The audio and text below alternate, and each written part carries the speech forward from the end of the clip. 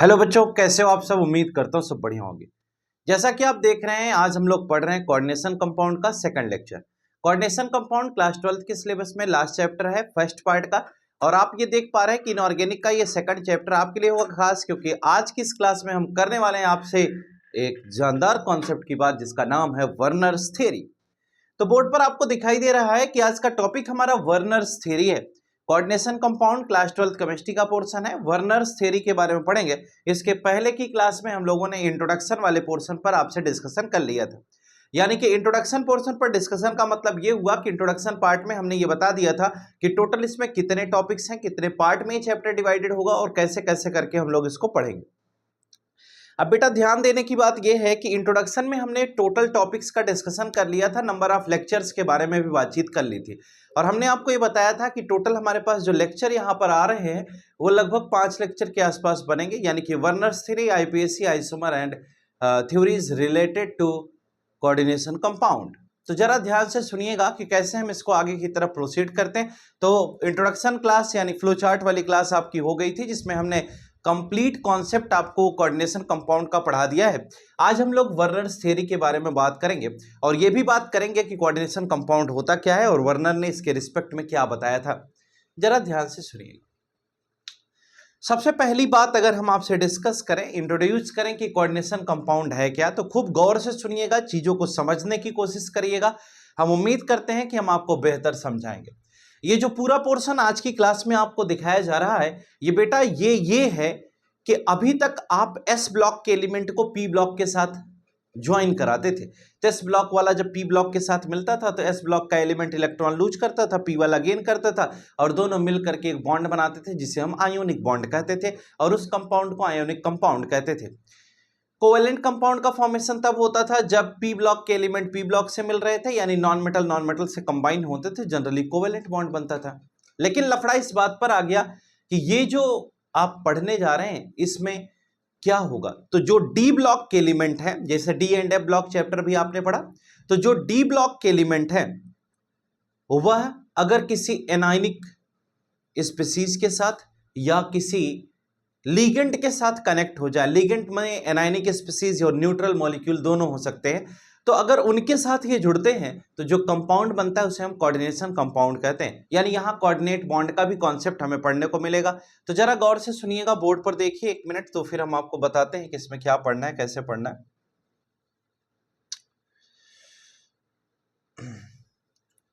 आपको यह समझना जरूरी है कि इन्होंने कहा in the previous unit we learn that the transition metals form a large number of complex compound in which the metal atom are bound to a number of anions or neutral molecules by sharing of electrons।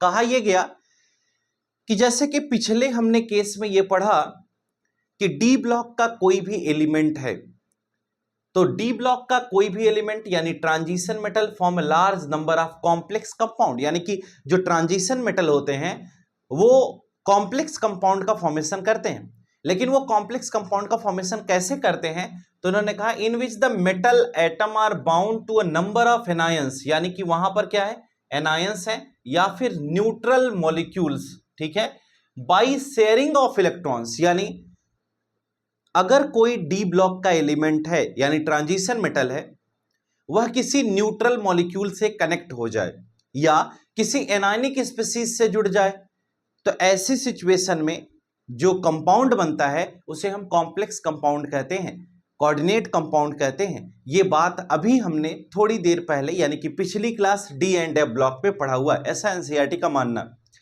कहा गया in modern terminology such compounds are called coordination compound.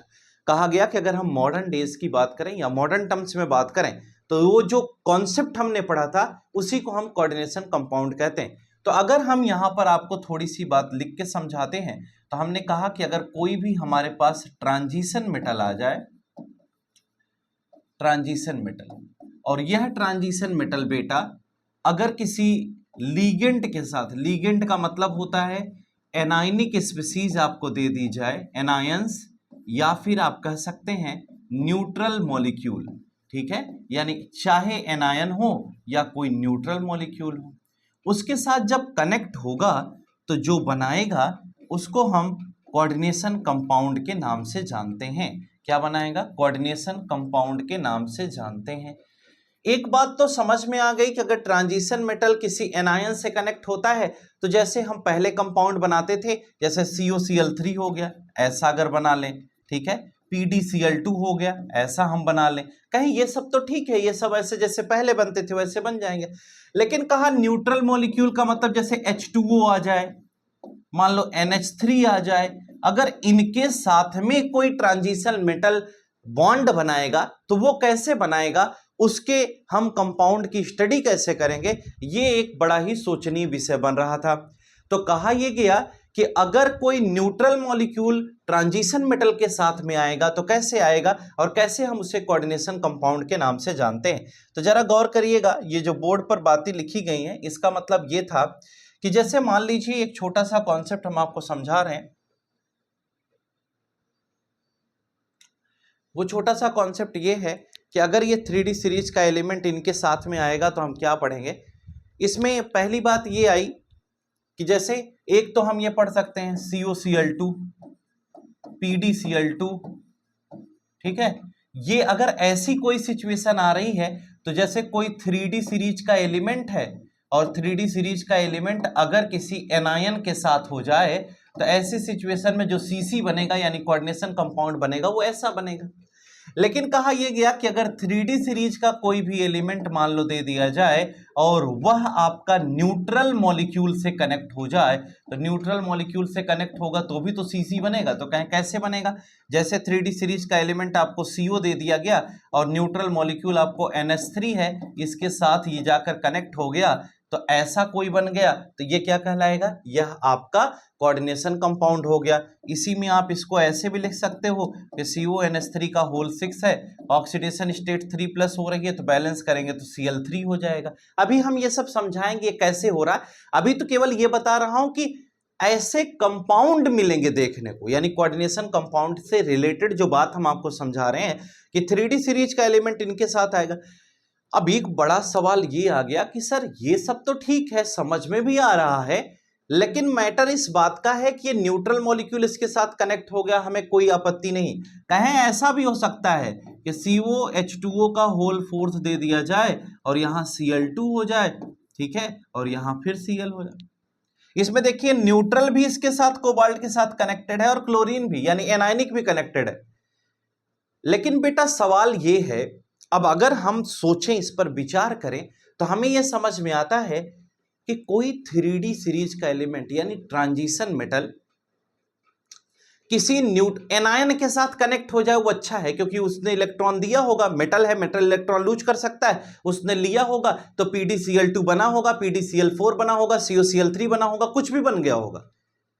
लेकिन कोई neutral molecule भला कैसे connect हो सकता है किसी 3D सीरीज के एलिमेंट के साथ, या कोई न्यूट्रल मॉलिक्यूल भला कैसे कनेक्ट हो सकता है किसी ट्रांजिशन मेटल के साथ।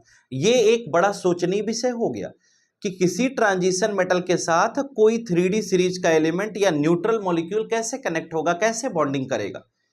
अब इसी पर तो विचार करना है, क्या कोई न्यूट्रल मॉलिक्यूल आया होगा 3D सीरीज से के एलिमेंट के पास आया होगा या D ब्लॉक के एलिमेंट के पास आया होगा, तो D ब्लॉक का एलिमेंट उसे एक्सेप्ट कैसे करेगा। देखो ये एक छोटा सा एग्जांपल देते हैं, आपको बड़ा बढ़िया समझ में आएगा। आप भ्रष्टाचार के बारे में सुन रहे हैं ना हर जगह पर, जैसे कोई नौकरी आई, कोई वांट आई, कोई वैकेंसी आई कहीं गवर्नमेंट जॉब के लिए, तो उसमें बहुत सारे लोग अप्लाई करते हैं, ठीक है। लेकिन जो बहुत सारे लोग अप्लाई करते हैं तो उसमें कुछ ऐसे होते हैं जो बहुत पढ़ने में तेज होते हैं, और जब वो अप्लाई करते हैं तो उन्हें पता होता है कि इसमें हमारा हो जाएगा। अब जो पढ़ने में तेज हैं उन्होंने अगर अप्लाई किया तो डायरेक्ट उसके साथ बॉन्डिंग किया, यानी एग्जाम दिया, वो पास हो गए और कुछ इस तरह का कंपाउंड बना लिए ये। लेकिन कुछ न्यूट्रल मॉलिक्यूल भी होते हैं, ये सेकंड कैटेगरी भी हमारे यहाँ है मार्केट में। भाई जिसको पढ़ने आ रहा था, जो एनायनिक था, हाईली इलेक्ट्रोनेगेटिव था, वह मेटल के साथ आसानी से जुड़ गया, ठीक है, कोई दिक्कत नहीं हुई, यानी कि जो पढ़ाकू लोग थे उन्होंने तुरंत नौकरी पा ली। लेकिन कुछ ऐसे लोग थे जो न्यूट्रल थे, जिन्हें नौकरी नहीं चाहिए थी, लेकिन वो सिर्फ इसलिए जुड़े, उन्हें पैसे की कोई जरूरत नहीं थी, उनकी आर्थिक स्थिति बहुत मजबूत थी, लेकिन वो इसलिए जुड़ रहे हैं जिससे पता हो जाए कि गवर्नमेंट जॉब में है, ठीक है। अब ऐसी सिचुएशन में उनके पास पैसा पहले से है, बहुत पैसा है। अब वो क्या करेंगे, जैसे जिसे भ्रष्टाचार कहते हैं, तो न्यूट्रल मॉलिक्यूल है वो पढ़ना नहीं चाहते, तो वो क्या करेंगे, उनके पास कुछ पैसा होगा पहले से, वो पैसा ले जाएंगे, इस 3D सीरीज के एलिमेंट को दे देंगे, ये न्यूट्रल मॉलिक्यूल इसको देगा, जिसे घूस कहते हैं ना सिंपल शब्दों में। तो कहा यह गया रिश्वत जिसे आप कहते हैं। तो न्यूट्रल मॉलिक्यूल क्या करेगा, इलेक्ट्रॉन पेयर ले जाएगा, 3D सीरीज के एलिमेंट को दे देगा या ट्रांजिशन मेटल को दे देगा। अब ट्रांजिशन मेटल की सिचुएशन क्या है कि वह वैकेंट ऑर्बिटल रखता है, यानी उसकी डी ऑर्बिटल खाली रहती है। तो जब 3D सीरीज की डी ऑर्बिटल अगर खाली है तो वो क्या करेगा, कोई भी अगर एलिमेंट ऐसा आ रहा है जिसके पास लोन पेयर है या बॉन्ड पेयर, सॉरी जिसके पास एक्सेस इलेक्ट्रॉन पेयर है, पैसा ज्यादा है, तो उससे पैसा ले लिया और उससे कनेक्ट हो गया। तो ये पूरी कहानी है, यानी कि जो न्यूट्रल मॉलिक्यूल या लिगेंड है वह इलेक्ट्रॉन पेयर डोनेट करते हैं, किसको, सेंट्रल मेटल को या मेटल को, ठीक है। तो वो डोनेट करेंगे, ये दूसरी बात हो गई। तो आपको शायद कुछ हद तक हम समझा पा रहे होंगे कि ये कोऑर्डिनेशन कंपाउंड या कॉम्प्लेक्स कंपाउंड क्या है। अगर अभी भी ना समझ में आया हो तो थोड़ा गम करिएगा, धैर्य बनाए रखिएगा, चैप्टर आगे बढ़ेगा, आपको बढ़िया समझ में आएगा। ये तो शुरुआती दौर है, आपको हम केवल ये समझाने का प्रयास कर रहे हैं कि कोऑर्डिनेशन कंपाउंड होता क्या है।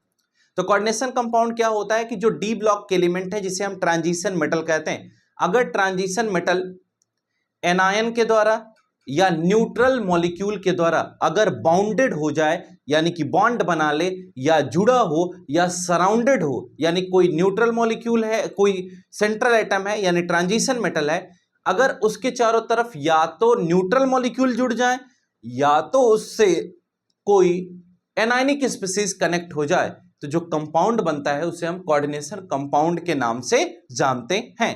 तो ये पहला पार्ट हो गया इंट्रोडक्शन का कि कोऑर्डिनेशन कंपाउंड होता क्या है, और हमने इस दरमियान आपको कोऑर्डिनेशन कंपाउंड के कुछ छोटे मोटे एग्जांपल्स भी देकर समझाने का प्रयास किया हुआ है।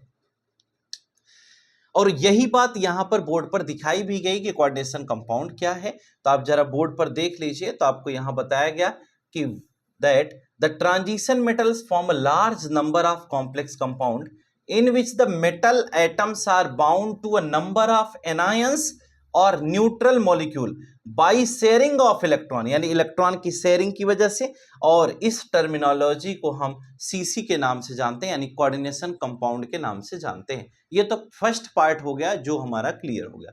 अब हम आते हैं सेकंड पार्ट पर जिसे हम वर्नर्स थ्योरी के नाम से पढ़ेंगे।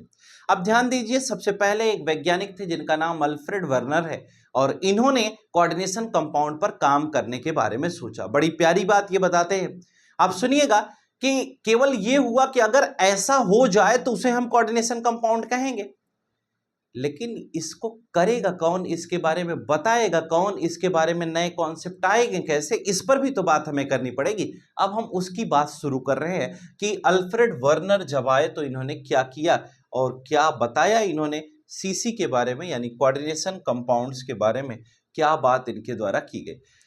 आपको बोर्ड पर एक बड़ी प्यारी सी बात दिखाई दे रही होगी, बस इसी को लेकर के हमें आगे की तरफ बढ़ना है। तो जरा गौर से सुनिएगा कि उन्होंने क्या बात बताई है, इस पर विचार करते। कहा यह गया कि अल्फ्रेड वर्नर इनका पूरा नाम है, ये टाइम पीरियड है इनका, हमें इससे मतलब नहीं, स्विस केमिस्ट थे, ये भी ठीक है।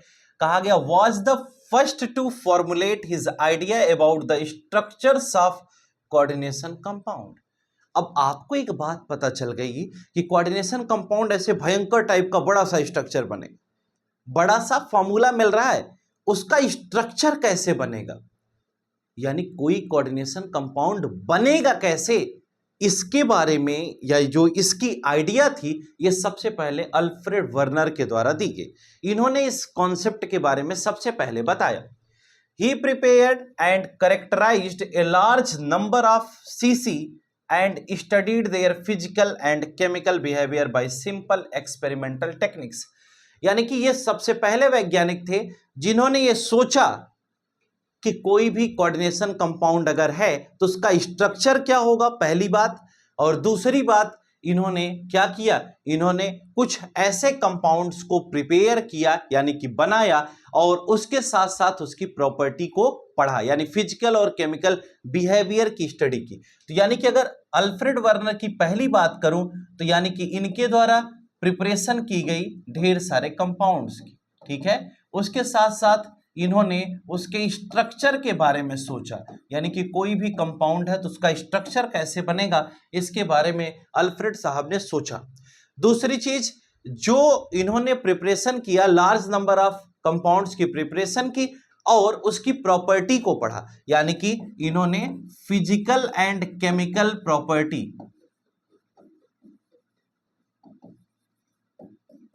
Physical and chemical property of large number of CC.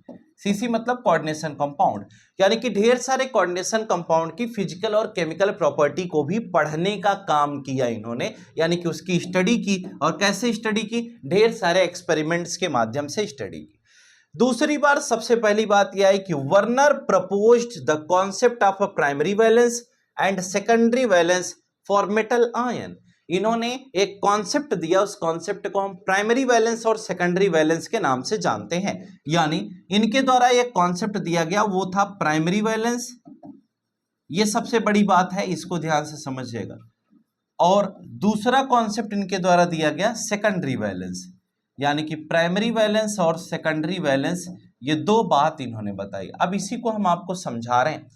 Primary valence का मतलब इन्होंने कहा कि अगर कोई ट्रांजिशन मेटल, ये आपका फिफ्थ पॉइंट हो जाएगा, अगर कोई ट्रांजिशन मेटल एनायनिक स्पीसीज के साथ कनेक्ट होता है तो उसका जो वैलेंसी का कॉन्सेप्ट होगा वो प्राइमरी वैलेंस होगा। और अगर जैसे एग्जांपल समझिए, अगर हम COCl3 ले लें तो यहां कोबाल्ट क्या है, +3 में कनेक्ट हुआ, इसके 3 जुड़े हुए हैं। अगर हम PdCl4 ले लें या Cl2 ले लें, ठीक है। अगर हम इस तरह से आगे की तरफ बढ़ते हैं, यानी कि कोई भी कंपाउंड ऐसा बनाएंगे, तो इसमें हमें यह ध्यान रखना होगा कि प्राइमरी और सेकेंडरी वैलेंस क्या होगा। जैसे अगर हम इसको एग्जाम्पल समझिएगा, CrCl3 ले लें, PdCl2 ले लें। इस सिचुएशन में हमें एक बात समझ में आ रही बेटा कि यहां पर इसका प्राइमरी वैलेंस, जो वैलेंसी वो क्या है, +3, यहां पर आपको +3, यहां पर आपको क्या मिला, +2। तो सबसे पहले इन्होंने प्राइमरी वैलेंस में इस तरह के कंपाउंड्स की स्टडी की और प्राइमरी वैलेंस में इन्होंने इसी तरह के कंपाउंड के बारे में बताया।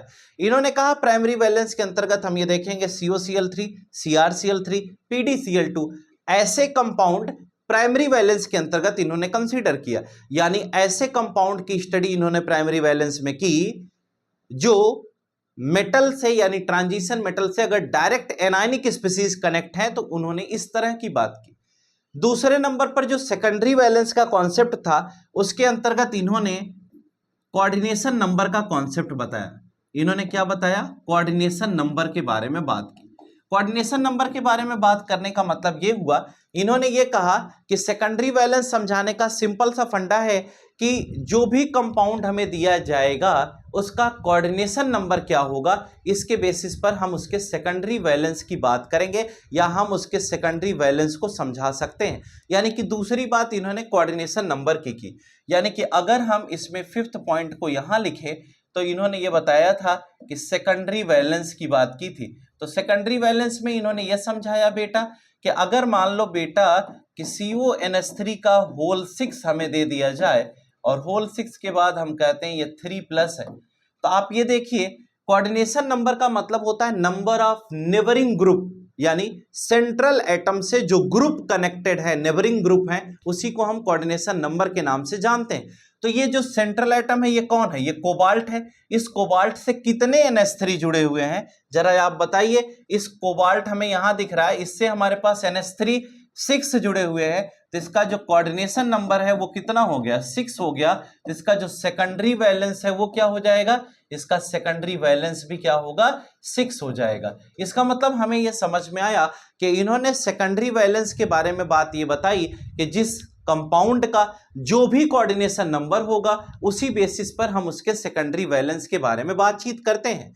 जैसे एक दूसरा एग्जांपल अगर हम आपको समझाएं, सपोज करिए ये हम आपको बताते हैं कि अगर एक एग्जांपल ले लें CONH3 का होल 4 और यहां लिख दे Cl2 और ये हम Cl ले लें, तो ये जो डिब्बे के अंदर है इसी के बारे में हम बात करेंगे। तो 4 NH3 है और 2 Cl2 है, तो इसका कोऑर्डिनेशन नंबर कितना हो गया 6 हो गया। तो इसका सेकेंडरी वैलेंस कितना हो जाएगा, इसका सेकेंडरी वैलेंस भी 6 हो जाएगा। इस तरह की केसेस कहीं पर भी आएंगी तो हमें उसे सेकेंडरी वैलेंस सॉल्व करने में दिक्कत नहीं होनी चाहिए। एक दूसरा एग्जांपल ले लीजिए, अगर मान लीजिए इसको हमने कंसीडर कर लिया, इसके बाद अगर मान लो कोई दूसरा क्वेश्चन आ जाए तो उसको हम कैसे करेंगे। जैसे एक एग्जाम्पल लो, ये CO हो गया, ये H2O है, H2O का होल थ्राइस दे दिया जाए और ये Cl3 दे दिया जाए। आप इसमें बताइए, तो ये कहा गया 3 H2O है, 3 Cl3 है, यानी 3 क्लोरीन है, तो इसका सेकेंडरी वैलेंस क्या होगा 6 हो जाएगा, क्योंकि इसका कोऑर्डिनेशन नंबर क्या हो जाएगा 6 हो जाएगा। ठीक है, तो हमें यह समझ में आ गया कि प्राइमरी वैलेंस और सेकेंडरी वैलेंस का क्या मीनिंग है और हम कैसे काम इस पर कर पाएंगे। जैसे एक छोटा क्वेश्चन और अगर हम यहां पर बता दें, ऊपर कॉर्नर पे ये देखिए NiCO का होल फोर्थ दे दिया जाए। अब आप सोच रहे होंगे कि ऐसा आया, तो इसमें कोऑर्डिनेशन नंबर कितना है 4 है, निकिल से 4 कार्बोनिल ग्रुप कनेक्टेड है, तो इसका मतलब इसका जो सेकेंडरी वैलेंस आएगा वो कितना आ जाएगा 4, क्योंकि इसका कोऑर्डिनेशन नंबर कितना हो गया 4, तो इसका कोऑर्डिनेशन नंबर भी 4 है और इसका सेकेंडरी वैलेंस भी क्या हो जाएगा बेटा 4 हो जाएगा। इस तरह से हम क्या करेंगे कि इस तरह के क्वेश्चंस को हम सॉल्व कर सकते हैं। अब हम आते हैं वर्नर्स थ्योरी पर दोबारा से पूरी बात एक बार हम आपको समझा दें। तो सबसे पहली बात अगर हम आपसे करें तो सबसे पहले हमने इंट्रोडक्शन पार्ट में ये डिस्कस किया कि कोई डी ब्लॉक का एलिमेंट है, ठीक है, जिसे हम ट्रांजिशन मेटल कह रहे हैं। तो जब कोई ट्रांजिशन मेटल लीगेंड के द्वारा सराउंडेड होता है या बॉन्डेड होता है, लीगेंड का मतलब कोई ट्रांजिशन मेटल अगर किसी एनायनिक स्पीसीज के साथ या न्यूट्रल मॉलिक्यूल के साथ बॉन्डिंग कर ले तो जो कंपाउंड बनता है उसे हम CC कहते हैं, यानी कोऑर्डिनेशन कंपाउंड कहते हैं।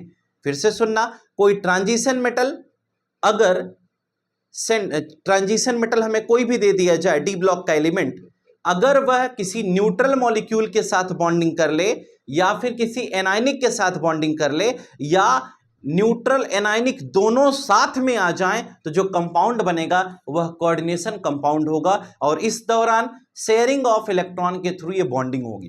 ठीक है, तो इसे हम कोऑर्डिनेशन कंपाउंड कहते हैं। इस कोऑर्डिनेशन कंपाउंड के बारे में सबसे पहले अल्फ्रेड वर्नर नाम के एक वैज्ञानिक ने इसके बारे में बताया। तो अल्फ्रेड वर्नर ने सबसे पहले इसके बारे में बताया। उसके बाद बताया यह गया बेटा कि इसमें उन्होंने क्या बताया, उन्होंने कुछ ऐसे कोऑर्डिनेशन कंपाउंड की प्रिपरेशन की सबसे पहले। उसके बाद उन्होंने उन कंपाउंड के स्ट्रक्चर के बारे में सोचा कि ये जो कंपाउंड हम बना रहे हैं इसका स्ट्रक्चर कैसा होगा। फिर उन्होंने कुछ कंपाउंड्स की फिजिकल केमिकल प्रॉपर्टी के बारे में सोचा, उसकी फिजिकल प्रॉपर्टी कैसी होगी, उसकी केमिकल प्रॉपर्टी कैसी होगी। और साथ ही साथ उन्होंने सबसे बड़ा काम ये किया था, उन्होंने दो कॉन्सेप्ट दिए कि कोई भी कंपाउंड है तो उसमें एक प्राइमरी वैलेंस होगा, एक सेकेंडरी वैलेंस होगा। तो प्राइमरी वैलेंस और सेकेंडरी वैलेंस के बेसिस पर उन्होंने कुछ बातें समझाई। तो उन्होंने ये कहा कि जैसे कोई अगर सेंट्रल एटम है या डी ब्लॉक का एलिमेंट है, डायरेक्ट एनायनिक स्पीसीज से कनेक्ट हो जाता है, अगर वह डायरेक्ट एनायनिक स्पीसीज से कनेक्ट हो जाता है तो जो वैलेंसी है वो क्या कहलाएगी, जो ऑक्सीडेशन स्टेट है वो क्या कहलाएगी, वह उसका प्राइमरी वैलेंस कहलाएगी। और अगर कोई कंपाउंड कॉम्प्लेक्स है, यानी कि कोई कंपाउंड किसी न्यूट्रल मॉलिक्यूल से कनेक्टेड है या किसी कंपाउंड में न्यूट्रल मॉलिक्यूल भी है, एनायनिक भी है, तो ऐसी सिचुएशन में हम उसका सेकेंडरी वैलेंस निकालते हैं। और सेकेंडरी वैलेंस निकालने के लिए हमें यह ध्यान रखना पड़ेगा कि उसमें जो सेंट्रल एटम है उसका कोऑर्डिनेशन नंबर क्या है, यानी जो उसमें सेंट्रल एटम है वो कितनों से सराउंडेड है। अगर सेंट्रल एटम का कोऑर्डिनेशन नंबर हमें पता चल जाए तो हम क्या कर सकते हैं, हम कोऑर्डिनेशन नंबर के बेसिस पर उस पर बातचीत कर सकते हैं। तो ये पूरा कॉन्सेप्ट किसके द्वारा दिया गया, वर्नर के द्वारा दिया गया, यानी वर्नर्स थ्योरी ये जो टॉपिक है हमारा, इसमें ये पूरी की पूरी बात हमें समझाई जा रही है। तो वर्नर्स थ्योरी का होल कॉन्सेप्ट हमें लगता है कि आपको समझ में आ जाना चाहिए, कोई डाउट इसमें नहीं होना चाहिए। अगर नहीं है तो हम आगे चलेंगे और अब हम बात करेंगे कि इन्होंने क्या एक्सपेरिमेंट किया था और जो इनके द्वारा कॉन्सेप्ट दिया गया वो कैसे दिया गया। ये बड़ी प्यारी बात आपको बताने जा रहा हूं, खूब ध्यान से समझिएगा। आपके बोर्ड पैटर्न के लिए क्लासेस बहुत इंपॉर्टेंट हैं क्योंकि हम जो पढ़ा रहे हैं वो एग्जाम में जरूर आएगा। ठीक है, तो इस बात का ध्यान रखिएगा, ये बोर्ड के लिए बहुत इंपॉर्टेंट क्लासेस है। ध्यान से हमारी बात सुनने का प्रयास करेंगे तो आपको पूरा यकीन है हमें कि हम आपको अच्छा समझा पाएंगे। अगर हम कहते हैं in a series of compounds of cobalt third chloride with ammonia it was found that some of the chloride ion could be precipitated as AgCl। इन्होंने क्या कहा, इन्होंने कहा कि अगर हम इसको समझाएं आपको तो कैसे, इन्होंने कहा कि जो प्रिपरेशन किया, सबसे पहले तो प्रिपरेशन का काम था ना, उन्होंने कहा कि अगर कोई कोऑर्डिनेशन कंपाउंड बनेगा कैसे, उसका स्ट्रक्चर कैसे बनेगा, उसका फॉर्मूला कैसे आएगा, इस पर उन्होंने कुछ काम किया था, उसका एक्सप्लेनेशन वो आपके साथ भी कर रहे हैं। पहली बात उन्होंने कही कि in series of compounds of cobalt third chloride with ammonia, अगर कहा जाए कोबाल्ट थर्ड, ये स्टॉक नोटेशन है, आपको पता है कि अगर cobalt third chloride with ammonia आपको दिया जाए, it was found that some of the chloride ions could be precipitated as AgCl on adding excess silver nitrate solution in cold but some remained in solution। इसका मतलब ये है कि अगर हमें कुछ ऐसा कंपाउंड दिया जाए कोबाल्ट थर्ड क्लोराइड, इसका मतलब बोर्ड पर आप खूब ध्यान से देखिएगा, ये पहले एक्सपेरिमेंट पर हम बात करें, कोबाल्ट थर्ड क्लोराइड का मतलब ये COCl3 है बेटा, ठीक है, कहा गया ये COCl3 है। अब ये इतनी बात हमने लिखा कि कोबाल्ट थर्ड क्लोराइड, ठीक है, in a series of compounds of cobalt third chloride with ammonia, इसका ट्रीटमेंट किसके साथ करा रहे हैं, अमोनिया के साथ, NH3 के साथ, और हम कहते हैं आगे क्या होगा, ठीक है। It was found that some of the chloride ions could be precipitated, यानी कि इसके बाद हमें ये मिला as AgCl on adding excess silver nitrate solution. अगर हम यहां पर AgNO3 ले लें, और AgNO3 कितना लेना है, एक्सेस में लेना है, यानी एक्सेस AgNO3 हमें लेना है, इस सॉल्यूशन की प्रेजेंस में अगर अमोनिया का ट्रीटमेंट COCl3 के साथ कराया जाए तो हम कहते हैं कि हमें कितना मिलता है, ये जो AgNO3 की प्रेजेंस में ट्रीटमेंट कराया गया तो इसके जो क्लोरीन है वह Ag के साथ कुछ AgCl बना लेते हैं और कुछ यहीं पर रिमेनिंग रह जाते हैं। ये बात बताई, कहा यह गया कि COCl3 है, अमोनिया एक्सेस में लेंगे, उसके साथ एक्सेस AgNO3 का ट्रीटमेंट करा रहे हैं। जब एक्सेस AgNO3 का ट्रीटमेंट कराएंगे तो ऐसी सिचुएशन में हम ये पा रहे हैं कि ये जो Ag है यह इसके Cl के साथ मिलकर AgCl बनाएगा, लेकिन सवाल यह है कि कुछ Ag इसके साथ मिलकर AgCl बना लेते हैं, क्योंकि ये एक्सेस में 2 मोल 3 मोल कुछ भी ले सकते हैं, और कुछ हमारा क्लोरीन इसी में रिमेनिंग रह जाता है, वो कहीं जा नहीं रहा है। तो आप जरा समझिएगा कि अगर नहीं जा रहा है तो क्या होगा। हम कहते हैं कि कुछ हमारा AgCl के साथ AgCl बनाएगा और कुछ रिमेनिंग रह जाएगा। देखो यही लिखा, on adding excess silver nitrate solution in cold but some remained in solution, यानी कहा यह गया कि some of the chloride ions could be precipitated as AgCl, यानी कुछ AgCl के रूप में प्रेसिपिटेट हो जाएंगे और कुछ सॉल्यूशन में रिमेन यानी कि बच जाएंगे। तो अब इसी बात को समझना है, कहा यह गया कि अगर 1 मोल COCl3.6 NH3 लिया जाए तो इससे 3 मोल AgCl प्रेसिपिटेट होते हैं। इसका मतलब हमें ये जो NH3 दिया गया ये कितना लेना है, 6 मोल लेना है।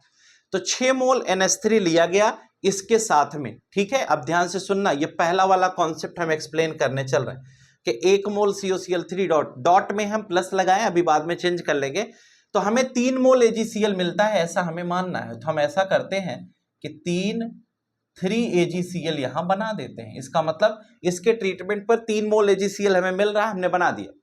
अब बेटा 3 मोल मिलने के लिए हमें एक्सेस में कितना लेना पड़ेगा, 3 मोल हम इसको भी लेंगे, तो 3 मोल लेंगे तो 3Ag प्लस बन जाएगा, और साथ में क्या होगा 3 टाइम्स ऑफ NO3 माइनस भी बनेगा। यही तो बनेगा, यही होगा ना, अगर हम इसे आयन में ब्रेक करेंगे।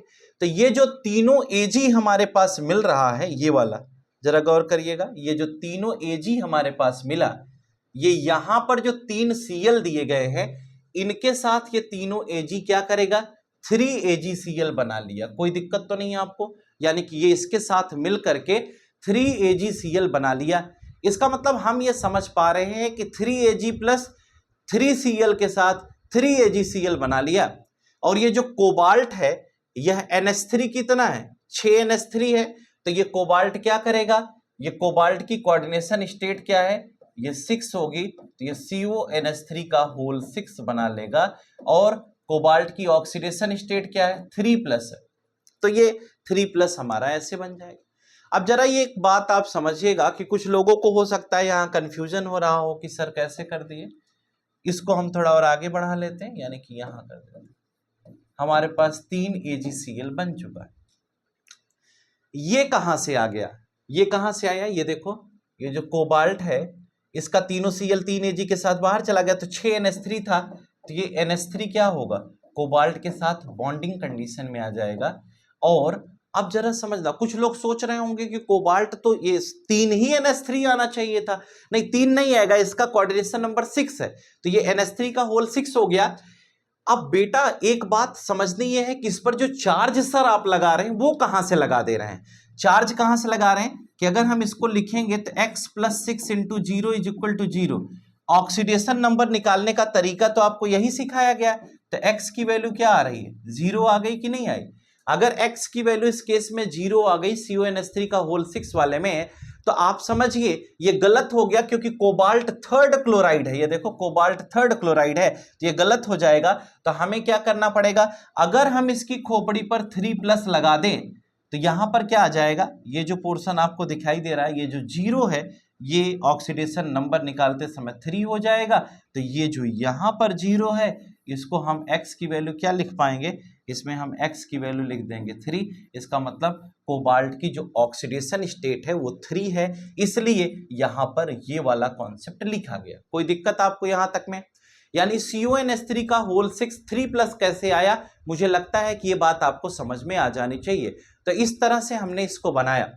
अब हम कहते हैं कि हमारे पास NO3 कितना है, ये 3 मोल NO3 है, तो हम यहां से देखेंगे तो ये NO3 हमारे पास है, तो ये कितनी बार है, तो कहते हैं कि 3 बार NO3 माइनस है, ठीक है। तो अब आप अगर ये माइनस इधर ले आएंगे तो ये 3 इधर जाएगा, यही तो करेंगे ना आप, यानी कि आप ये कहते हैं कि 3NO3 है। तो अगर आप इसको लिखना चाहेंगे तो इसको कैसे लिखेंगे, ये लिखेंगे CONH3 का होल 6, ये लिखेंगे, और जैसे क्रिस क्रॉस कराते हैं तो ये NO3 का होल थ्राइस बनेगा, ये तो बन जाएगा, सही बात है। अगर इतना आपने बनाया तो अब आपको ये समझना होगा कि इतना बनाने से गाड़ी चलेगी क्या। अब हमें ये समझना है कि ये जो, क्योंकि हमारे पास जो AgNO3 है ये कैटलिस्ट की तरह से है, और यहां पर जो आपको 3 Ag दिया गया तो ये टूटेगा, 3Ag+ हो जाएगा और 3Cl- हो जाएगा। होगा क्या कि ये क्लोरीन फिर से अपने ओरिजिनल पोजीशन पे आएगा, ये इसके साथ चला जाएगा, तो हमें प्रोडक्ट क्या मिल जाएगा, CONH3 का होल 6, और ये क्या हो जाएगा, ये हमारे पास Cl3 बनेगा, और ये हमारा AgNO3 जैसे था बाहर वैसे ही 3 मोल ये बाहर फिर निकल जाएगा। 3 हमने लिया था, 3 हमें वापस मिल गया, और ये जो हमारे पास बना यह क्या होगा, यह कोऑर्डिनेशन कंपाउंड हो गया, ठीक है।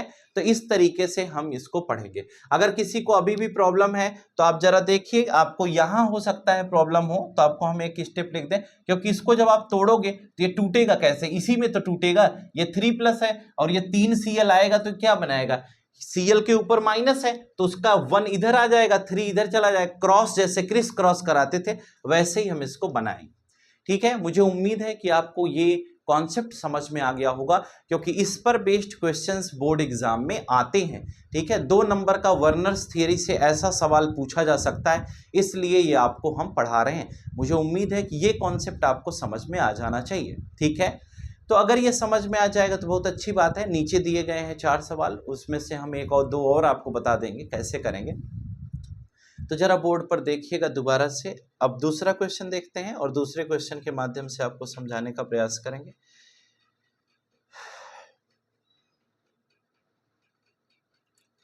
देखो, दूसरे क्वेश्चन के माध्यम से अगर हम बात करते हैं तो दूसरा क्वेश्चन क्या कह रहा है, इधर देखिए ये वाला पोर्शन, ये इसको हम सेकंड क्वेश्चन कहें। 1 मोल COCl3.5 NH3 है, ये 2 मोल AgCl दे रहा है, तो कंपाउंड क्या बनेगा। अब हम इसी को आपको समझा रहे हैं। तो हमने कहा कि ये जो COCl3 हमने लिया था, ये COCl3 है, इसमें जो NH3 कितना लेंगे, 5 NH3 है, ठीक है, .5 NH3। इसमें हम क्या कर रहे हैं ट्रीटमेंट, AgNO3 के साथ इसका ट्रीटमेंट करेंगे। अब AgNO3 कितना लेना होगा, कहे जितना यहाँ पर AgCl बन रहा है, तो AgCl कितने मोल बन रहा है, यहाँ देखो 2 मोल बन रहा है, तो इसका मतलब 2 मोल AgNO3 लेना है। ठीक है, ये वाला। तो हम यहाँ से क्या करेंगे, इसको तोड़ेंगे तो 2Ag प्लस बन जाएगा और ये बन जाएगा 2NO3 माइनस। अब हमने ये कहा कि 2 Ag है तो इसका 2 Cl इसके साथ बाहर निकल जाएगा, तो हमें प्रोडक्ट में क्या मिलेगा, 2 AgCl। अब हमें कहा गया कि 2 मोल AgCl बाहर निकालना है, तो प्रेसिपिटेट के रूप में बन गया। अब हमारे पास सवाल ये आया बेटा कि जब ये पीपीटी के फॉर्मेशन में 2 मोल आ गया है तो हम क्या करेंगे, CO हो गया, यहाँ 1 Cl अभी हमारे पास बचा है, NH3 कितना है, 5 है, तो ये देखो NH3 का होल 5 भी कर दिया, ये बन गया। अब आप जरा गौर से सुनिएगा कि इस पर चार्ज कितना होगा। अगर हम देखें तो x प्लस Cl का क्या होगा, -1 प्लस 5 इंटू NH3 का 0 होगा। अगर आप ये करते हो तो x की वैल्यू 1 आएगी, क्योंकि इस पर चार्ज आपने नहीं लगाया तो x की वैल्यू 1 आ जाएगी। तो आपको कितना लगाना पड़ेगा, 2। अगर 2 लगाएंगे तो ये हो जाएगा x is equal to 2 plus 1, यानी कि x की वैल्यू 3 आ जाएगी। इसका मतलब हमें क्या करना होगा, इसके ऊपर 2 प्लस लगाना। जब हम 2 प्लस लगाएंगे तो यहां पर NO3 कितना है, 2 मोल, तो हम इसको 2NO3 जो हमारे पास है उसको भी हम यहां पर यूज कर सकते हैं। अब हम इन दोनों को जब ट्रीट करेंगे रिएक्शन में तो हमें क्या मिल जाएगा, ये COCl हो गया और ये NH3 का होल 5 है। ठीक है, और आप इसको जोड़ने के बजाय यहीं से रिप्लेस कर दीजिए, इसको तोड़ देंगे तो 2Ag प्लस हो जाएगा और ये 2Cl माइनस है, ये Cl माइनस इसको हटा देगा और ये Ag के साथ चला जाएगा, तो यहां से क्या हो जाएगा, COCl NH3 का होल 5 हो गया और ये जो 2 Cl है ये यहां जाएगा तो Cl2 हो जाएगा और 2 मोल हमारा AgNO3 बाहर निकल गया। तो ऐसी सिचुएशन में ये हमें मिल ही गया और ये हमारा कोऑर्डिनेशन कंपाउंड प्रिपेयर हो गया, यानी कि जिस सीसी की बात हम कर रहे थे वो सीसी हमारा ये बन गया। ठीक है, इस तरह से हम कोऑर्डिनेशन कंपाउंड की प्रिपरेशन करते हैं। और कोबाल्ट की ऑक्सीडेशन स्टेट कोऑर्डिनेशन नंबर 6 है, तो वो 6 है। आप ये भी देख सकते हैं कि इसका सेकेंडरी वैलेंस कितना आ रहा है, 5 और 1 6, तो इसका सेकेंडरी वैलेंस 6 था, है और रहेगा। ठीक है, इस तरह से हम इसको कर सकते हैं। बाकी के दोनों सवाल आप इसको ट्राई करिएगा। 1 मोल COCl3 4NH3 जो दिया गया, कहिए तो हम बता ही देते, एक और बता देते। चलो एक और आपको बताते हैं, जरा बोर्ड पर गौर से सुनिएगा, आपको समझ में आ जाएगा, गारंटी है। लौट आते हैं, रेड से बताते हैं। देखो इसमें इन्होंने कहा COCl3.4NH3 है, ये थर्ड वाला ले लेते हैं। अगर COCl3.4NH3 हम लेंगे तो ये देखो COCl3.4NH3 हमने लिया। अब इसमें कहा गया कि फिर से AgNO3 का ट्रीटमेंट कराना है, यानी इसकी प्रेजेंस में रिएक्शन कराना है। प्रोडक्ट कितना बन रहा है, 1 मोल AgCl बन रहा है। बेटा इसको दूरी में यहाँ पर AgCl लिख दो, कितना मोल बना है, 1 मोल, छोड़ दिया। 1 मोल AgCl बन रहा है, बना के छोड़ दिया। अब हम कहते हैं कि ये जो 1 मोल बन रहा है तो इसका मतलब Ag कितना होगा, 1 ही मोल लेना होगा। तो हमने कहा ये Ag प्लस हो गया और ये NO3 माइनस हो गया।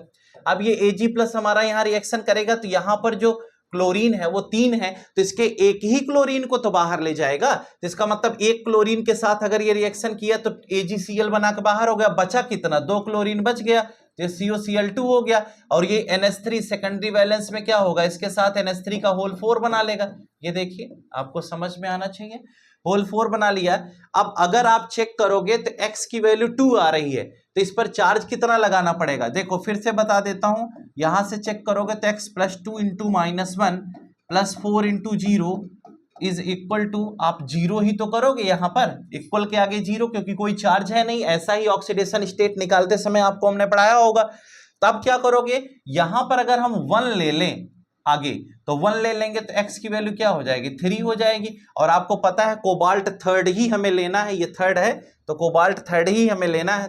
तो x की वैल्यू 3 हो गई, तो इसका मतलब हमें पता है कि इस पर हमें 1 प्लस लगाना पड़ेगा। अगर हम इस पर 1 प्लस लगाते हैं तो ऐसी सिचुएशन में होगा क्या, हमारे पास ये जो NO3 है ये यहां आकर के जुड़ेगा, फर्दर ये Ag प्लस और Cl माइनस में टूटेगा, ये Cl यहां आएगा, ये NO3 यहां जाएगा और हमारा जो प्रोडक्ट बन जाएगा वो क्या बनेगा, COCl2 NH3 का होल 4th, ये बन गया। और ये बेटा जी ये Cl हो गया, ये Cl यहां आया और साथ में वो AgNO3 जो हमारा as a catalytic activity show कर रहा था वो हमारा बाहर निकल जाएगा और ये प्रॉपरली हमारी CC बन गई, यानी कोऑर्डिनेशन कंपाउंड बन गया। मुझे उम्मीद है कि ये 3 क्वेश्चन बताने के बाद आपको समस्या नहीं होनी चाहिए और आप आगे की चीज़ों को हल कर पाएंगे, यानी सॉल्व कर पाएंगे। कोई दिक्कत नहीं है, मुझे लग रहा है कि आप समझ रहे होंगे। अगर समझ गए हैं तो बहुत अच्छी बात है। अब हम इससे थोड़ा सा और आगे की तरफ बढ़ते हैं और अगली बात आपके साथ डिस्कस करते हैं। देखिए, वर्नर्स थियरी में पोस्टुलेट्स आए। पोस्टुलेट्स का मतलब कि वर्नर के द्वारा कुछ पोस्टुलेट्स दिए गए। वो पोस्टुलेट्स क्या थे, जरा गौर से सुनिएगा। उसमें पहला पोस्टुलेट जो हमारे पास आया वो क्या था, उसको हम समझाते हैं। यहां पर उन्होंने ये बताया, ये first postulate, in a coordination compound metal show 2 types of linkage. ठीक है, पहला प्राइमरी एंड सेकेंडरी। प्राइमरी भी बता दिया, सेकेंडरी भी। प्राइमरी हमारा बाइनरी कंपाउंड में होगा और सेकेंडरी कहां पर होगा, सेकेंडरी हमारा कोऑर्डिनेशन नंबर पर होगा, यानी कोऑर्डिनेशन नंबर जितना होगा उस पर होगा। The primary valencies are normally ionizable and are satisfied by negative ions. जो प्राइमरी वैलेंसी है उसे हम क्या कहते हैं, वो आयोनाइज हो सकती है और नेगेटिव आयन से सेटिस्फाई होगी। The secondary valences are not ionizable. They are satisfied by neutral molecules or negative ions. यानी जो डिब्बे के अंदर बंद है इसको हम आयोनाइज नहीं कर सकते, लेकिन अगर ऐसे COCl3 लिखा है तो हम इसको आयोनाइज कर सकते हैं, यानी प्राइमरी को कर सकते हैं, सेकेंडरी को नहीं कर सकते हैं। ठीक है, secondary valence is equal to the coordination number and is fixed for a metal. Secondary valence coordination number के बराबर होता है और यह किसी मेटल के लिए फिक्स होता है, यह भी बात हमने बता दी है। फोर्थ पॉइंट में कहा कि the ions groups bound by the secondary linkage to the metal have characteristic spatial arrangement corresponding to different coordination number. कहा यह गया कि जो आयन है, जो ग्रुप है, जो किसी सेंट्रल एटम से कनेक्टेड है, उसका एक पर्टिकुलर स्पेशियल अरेंजमेंट होता है, एक कैरेक्टरिस्टिक स्पेशियल अरेंजमेंट होता है और वो फिक्स होता है और एक के लिए, एक सेंट्रल एटम के रिस्पेक्ट में अलग, दूसरे के लिए अलग होता है। ये बात इन्होंने 4 पॉइंट में डिस्कस की। उसके बाद एक क्वेश्चन आ गया, जरा देखिए वर्नर्स थियरी में। ऐसे ही क्वेश्चन आपके बोर्ड एग्जाम में आएंगे। इस क्वेश्चन में ये कहा जा रहा है कि अगर आपको सेकेंडरी वैलेंस और प्राइमरी वैलेंस कैलकुलेट करना है तो आप कैसे करेंगे, जरा देखिए। ये क्वेश्चन है आपका, on the basis of following observation made with aqueous solution assign secondary valencies to metals in the following complex। secondary valency आपको देखनी है। ये क्वेश्चन है PdCl2 + 4NH3। इसमें कहा गया कि 2 मोल AgCl बन रहा है। अगर 2 मोल AgCl बन जाएगा तो ये जो दोनों Cl है ये बाहर हो जाएगा, यानी कि इसमें जो कंपाउंड बनेगा वो क्या बनेगा, Pd बनेगा और ये NH3 का होल 4th हो जाएगा। ठीक है, ये बन जाएगा। और ये 2 अगर AgNO3 लेंगे और 2 मोल अगर AgCl बन गया तो ये दोनों Cl तो बाहर चले गए और बचेगा क्या, PdNH3 का होल 4th। और उसके बाद बेटा ये जो दोनों Cl बाहर जाएंगे वो बाद में आकर Cl2 बनाएंगे। तो यहां पर इसका वैलेंस, सेकेंडरी वैलेंस कितना आ गया, 4 आ गया। तो इसमें सेकेंडरी वैलेंस क्या हो गया, 4। ये देखिए पहला सही। दूसरे में NiCl2.6H2O है, इसमें भी कहा गया 2 मोल AgCl बनेगा। तो इसका देखो ये Ni हो गया, दोनों Cl बाहर चले जाएंगे Ag के साथ, तो NiH2O का होल 6 हो जाएगा। और उसके बाद बेटा इसको बैलेंस करने के लिए Cl2 लगाएंगे तो ये सेकेंडरी बैलेंस कितना हो गया, 6 हो गया। ऐसे ही जिसमें 0 मोल है, जैसे ये PtCl4 वाले में 0 मोल है और इसमें भी आपका 0 मोल है, लास्ट वाला देख लो इसको, तो PtCl2.2NH3 0 मोल बन रहा है। इसका मतलब AgNO3 है ही नहीं, रिएक्शन ही नहीं हुआ, तो इसका मतलब ये Pt, ये Cl2, ये NH3 का होल ट्वाइस बन जाएगा। और ये हमारा जो बनेगा इसमें हमारा बस इतना ही बनेगा, तो 2 और 2 4, तो इसका कोऑर्डिनेशन नंबर कितना आ गया, 4 आ गया। तो इसका सेकेंडरी वैलेंस भी कितना हो जाएगा, 4 हो जाएगा। तो इस प्रकार से हम इसको क्या कर लेंगे, ये हमारा 5th वाले का सेकेंडरी वैलेंस 4 हो गया। इस प्रकार से हम इसके सैंपल प्रॉब्लम को भी आसानी से निपटा सकते हैं। अब इसमें एक बात और है, छोटी सी है, कि कभी कभी क्वेश्चन आ जाता है कि इसमें आयंस की केस के बारे में पूछ लेता है कि किसके अंदर करंट का कंडक्शन कैसा होगा, तो आप क्या करेंगे, उसे आयोनाइज करेंगे। ठीक है, आयोनाइज डिब्बे के बाहर वाले पोर्शन को। जैसे एक एग्जांपल आपको समझा दूं, मान लीजिए CONH3 का होल 6 और ये Cl3 है। अब आयोनाइजेशन के बारे में पूछेगा तो आप इसको ऐसे चेक करेंगे, NH3 का होल 6, और ये 3 प्लस हो गया और ये 3Cl माइनस हो गया। तो इसमें 1:3 का रेशियो बन रहा है। ठीक है, ऐसे रेशियो चेक करना होता है। जब आप चेक करेंगे तो जिसमें सबसे ज़्यादा चार्ज होंगे उसके अंदर करंट का कंडक्शन सबसे ज़्यादा होगा। अगर ना समझ में आए तो क्वेश्चन हमसे डिस्कस करिएगा, आप कमेंट करिएगा, हम आपको रिप्लाई देंगे। अब आते हैं पॉइंट्स के बारे में बात करते हैं। ये सबसे लास्ट टॉपिक है वर्नर्स थ्योरी का। इसमें आपको बताया जाता है कि एक डबल सॉल्ट होता है और एक कॉम्प्लेक्स सॉल्ट होता है, यानी कि कॉम्प्लेक्स कंपाउंड और डबल सॉल्ट में क्या अंतर है। ये बोर्ड का क्वेश्चन है, एग्जाम में पूछा जाता है हर साल, तो ध्यान रखिएगा। और ज्यादातर तो इसमें ये चांसेज है कि प्रैक्टिकल में पूछा जाता है। ठीक है, प्रैक्टिकल में मैक्सिमम चांसेज होते हैं इसके आने के, तो थोड़ा सा ध्यान से सुनिएगा, समझ में आ जाएगा। डबल सॉल्ट में डिफिनीशन की बात करें तो combination of two salts in fixed ratio, यानी कि अगर दो सॉल्ट को एक फिक्स रेशियो में ले ले तो डबल सॉल्ट कहलाएगा। और कॉम्प्लेक्स कंपाउंड या कोऑर्डिनेशन कंपाउंड के बारे में आपने सुना कि central metal ion bonded to ligand by coordinate bond, यानी कि अगर सेंट्रल मेटल क्या हो जाए, बॉन्डेड हो, किससे, लिगेंड के द्वारा, कौन से बॉन्ड से, कोऑर्डिनेट बॉन्ड से। आगे कहा गया ब्रेक्स इनटू सिंपल आयन, इसको हम सिंपल आयन में ब्रेक कर सकते हैं और ये गिव्स कॉम्प्लेक्स आयन, ये कॉम्प्लेक्स आयन बनाता है, ये सिंपल आयन बनाता है। इसमें केवल आयोनिक बॉन्ड होता है, इसमें कोऑर्डिनेट और आयोनिक दोनों बॉन्ड पाया जाता है। प्रॉपर्टीज में ये नॉर्मल सॉल्ट जैसी प्रॉपर्टी है, ये नॉर्मल सॉल्ट से डिफरेंट प्रॉपर्टी शो करता है। और एक इसमें और बात है आयोनाइजेशन के रिस्पेक्ट में जो इसको अलग करती है, तो वो ये है, ये, हाँ यही बात, ये सबसे डिफरेंट प्रॉपर्टी है। ये इसमें बताया गया कि ये जो डबल सॉल्ट है ये सिंपल आयन में ब्रेक हो जाते हैं, अपनी आइडेंटिटी को लूज कर सकते हैं, लेकिन कॉम्प्लेक्स ये आयन में ब्रेक नहीं होगा, ये ध्यान रखना है। जैसे इसका एग्जांपल डबल सॉल्ट का मोहर सॉल्ट है एलम, ये देखिए FeSO4 NH4 का होल ट्वाइस SO4, इसमें फेरस सल्फेट और अमोनियम सल्फेट, ये दो सॉल्ट वाटर मॉलिक्यूल के साथ आपस में बॉन्डेड है। इसका मतलब ये मोहर सॉल्ट डबल सॉल्ट का एग्जांपल है, एलम डबल सॉल्ट का एग्जांपल है। लेकिन अगर कहीं पर ऐसा आ जाए, ये वाला पोर्शन, जैसे हमने अभी थोड़ी देर पहले कोऑर्डिनेशन कंपाउंड्स में पढ़ा, तो वो हमारा क्या कहलाएगा, वो कॉम्प्लेक्स कंपाउंड के अंतर्गत पाया जाएगा। तो ये डिफरेंस है डबल सॉल्ट और कॉम्प्लेक्स में, इसे आप याद रखिएगा। एग्जाम में सबसे बड़ा पॉइंट आपका ये बनेगा कि एक को हम ब्रेक कर सकते हैं, दूसरे को नहीं कर सकते हैं, और दूसरा आपको ये याद रखना है कि इसका एग्जाम्पल अगर पता रहेगा तो ध्यान रखिएगा आपके प्रैक्टिकल क्वेश्चंस में मोहर सॉल्ट है। मोहर सॉल्ट क्या है, ये एनालिसिस के अंतर्गत पढ़ाया जाता है, तो डबल सॉल्ट में मोहर सॉल्ट आपको ध्यान रखना है, और आपके टाइट्रेशन वाले प्रैक्टिकल में भी ये पूछा गया। तो आप देख पा रहे होंगे कि वर्नर्स थ्योरी के अंतर्गत लगभग जितने कॉन्सेप्ट थे वो हमने आपसे डिस्कस कर लिए। सबसे बड़ा कॉन्सेप्ट ये है कि एग्जाम में हमारे प्रैक्टिकल क्वेश्चंस कम आते, सॉरी गलती हो गई, एग्जाम में हमारे प्रैक्टिकल क्वेश्चंस आते हैं, यानी कि जो प्रिपरेशन वाला पार्ट हमने अभी डिस्कस किया था वो प्रिपरेशन वाले पार्ट क्वेश्चंस में आते हैं। जैसे कि अभी हमने ये पार्ट पढ़ा, ये क्वेश्चन जैसे पढ़ा था कि यही सेम क्वेश्चन बोर्ड में आ सकता है।